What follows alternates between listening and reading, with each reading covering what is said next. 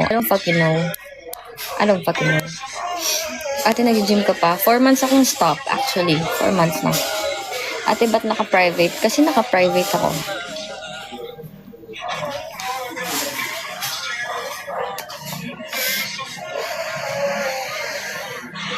Bros.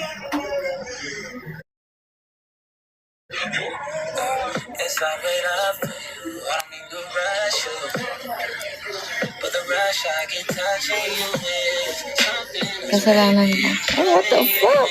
Stuck lang yung bola mo. Feeling ko napalitan na yung bola. Kaya ilan na po anak mo? 20. Ikaw ba yung naano sa Ilocos? Yeah, that's me. Ayaw mo mag-civic. Mas convenient magmotor ngayon kasi sobrang traffic sa Pinas. May pet ka po ba? Yeah, meron. Ikaw. Bark for me, bitch. Sa'yo lahat yan? Hindi. Meron din sa lola mo. Any thoughts mo sa waswas? What do you mean waswas? What is waswas?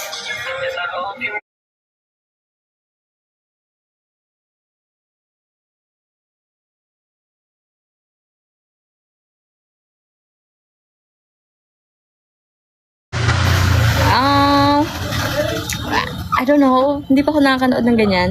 Try mo 10 grams tapos 1-2K spring. Wait lang, ang bilis ng comment section. What the fuck? Can I read your comments?